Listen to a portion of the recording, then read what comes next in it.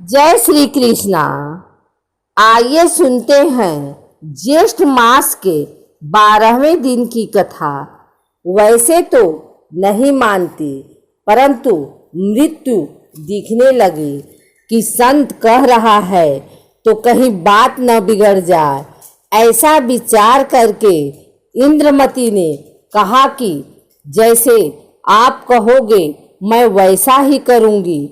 करुणामय ने उपदेश दिया, कहा कि तीसरे दिन मेरे रूप में काल आएगा, तू उससे बोलना मत।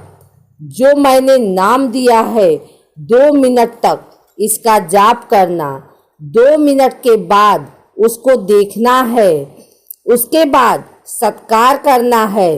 वैसे तो गुरुदेव आए तो अतिशीघ्र चरणों में गिर जाना चाहिए। ये मेरा केवल इस बार आदेश है। रानी ने कहा, ठीक है जी।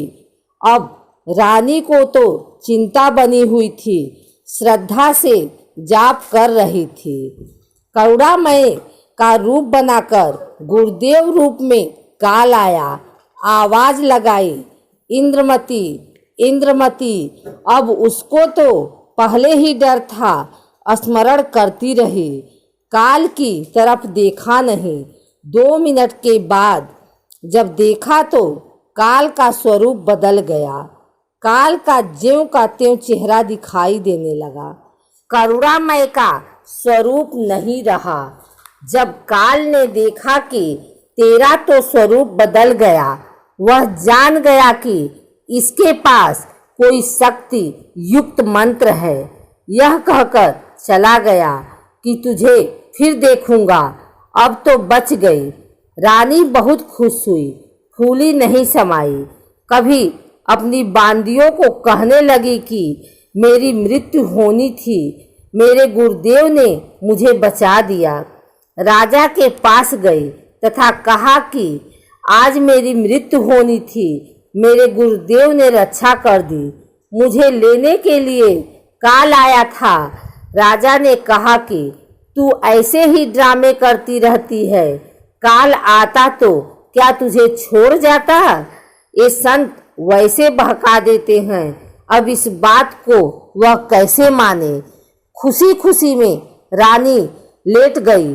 कुछ देर के बाद सर्प बनकर काल फिर आया और रानी को डस लिया।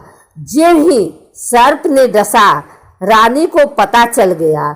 रानी जोर से चिल्लाई, मुझे सांप ने डस लिया। नौकर भागे।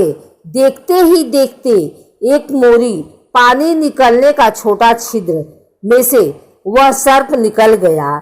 अपने गुरुदेव को पुकारकर रानी बेहोश हो गई। करुणामय वहां प्रकट हो गए। लोगों को दिखाने के लिए मंत्र बोला। वे तो बिना मंत्र भी जीवित कर सकते हैं, किसी जंत्र मंत्र की आवश्यकता नहीं। इंद्रमती को जीवित कर दिया। रानी ने बड़ा शुक्र मनाया कि हे बंदी छोड़, यदि आज आपकी शरण में नहीं आती तो मेरी मृत्यु हो जाती। करुणामय ने कहा कि इंद्रमती, इस काल को मैं तेरे घर में घुसने भी नहीं देता, तेरे पर यह हमला भी नहीं करता, परंतु तुझे विश्वास नहीं होता।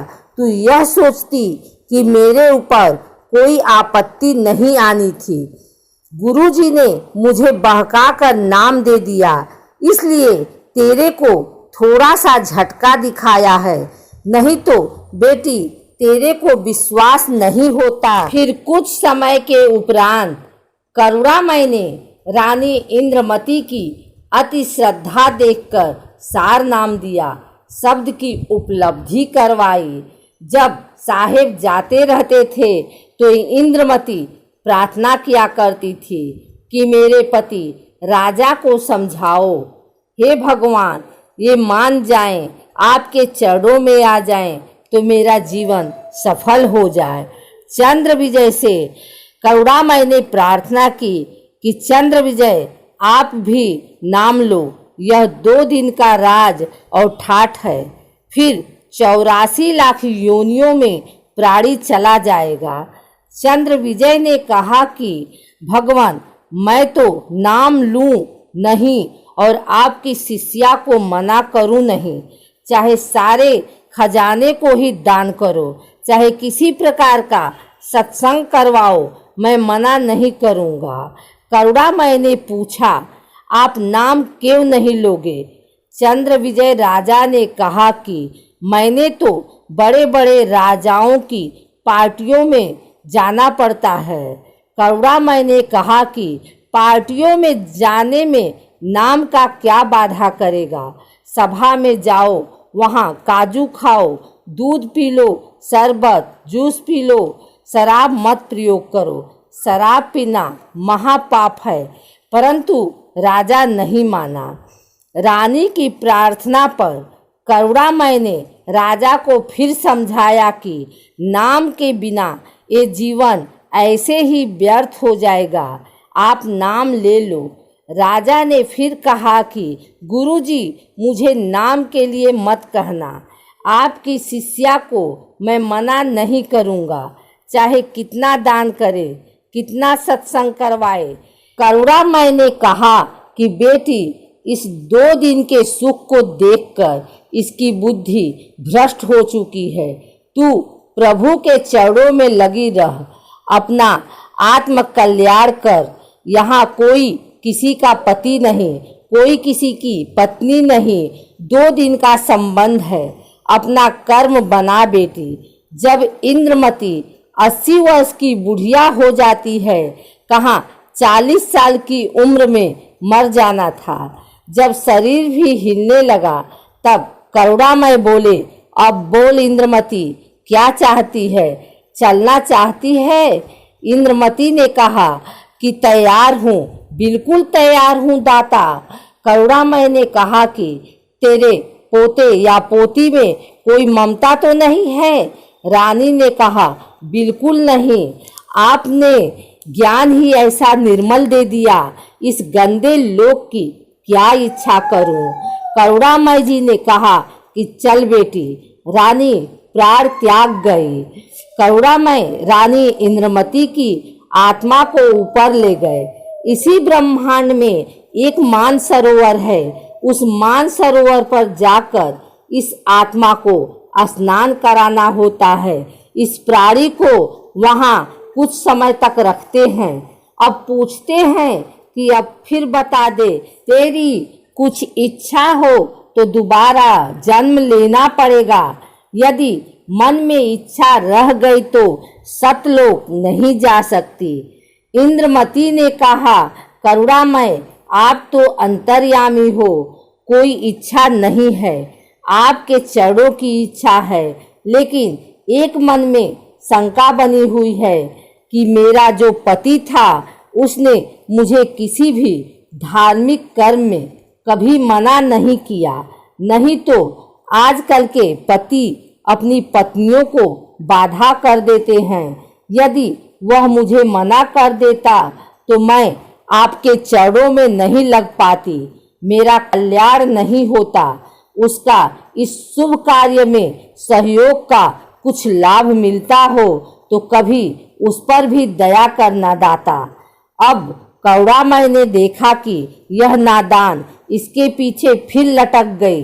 करुणामय बोले, ठीक है बेटी, अभी तू 2-4 वर्ष यहाँ रह। अब 2 वर्ष के बाद राजा भी मरने लगा, क्योंकि नाम ले नहीं रखा था। यम के दूत आए। राजा चौक में चक्कर खाकर गिर गया। यम के दूतों ने उसकी गर्दन को दबाया। राजा की हालत बहुत खराब थी। करुणामय ने रानी से कहा, देख तेरे राजा की क्या हालत हो रही है। वहाँ से करुणामय दिखा रहे हैं। तब रानी ने कहा कि देख लो दाता, यदि उसका भक्ति में सहयोग का कोई फल बनता हो तो दया कर लो। रानी को फिर भी थोड़ी सी ममता बनी थी। करुणामय ने सोचा कि यह फिर काल जाल में फंसेगी। यह सोचकर मानसरोवर से वहां गए जहां राजा चंद्रविजय अपने महल में अचेत पड़ा था। यमदूत उसके प्राण निकाल रहे थे। करुणामय के आते देख यमदूत ऐसे आकाश में उड़ गए जैसे मुर्दे से गिद्ध उड़ जाते हैं। चंद्र विजय होश में आ गया। सामने करुणामय खड़े थे। केवल चंद्र विजय को दिखाई दे रहे थे, किसी अन्य को दिखाई नहीं दे रहे थे। चंद्र विजय चरणों में गिरकर याचना करने लगा, मुझे क्षमा कर दो दाता, मेरी जान बचाओ, क्योंकि अब उसने देखा कि तेरी जान जाने वाली है। जब इस जीव की आँख खुलती है कि यह तो बात बिगड़ गई, मुझे क्षमा कर दो दाता, मेरी जान बचा लो। मालिक करुणामय ने कहा, राजा आज भी वही बात है, उस दिन भी वही बात थी, नाम लेना होगा। राजा ने कहा, मैं नाम ले लूंगा जी, अभी ले लूंगा नाम। करुणामय ने उपदेश दिया तथा कहा कि अब मैं तुझे 2 वर्ष की आयु दूंगा। यदि इसमें एक श्वास भी खाली चला गया तो फिर कर्मदंड रह जाएगा।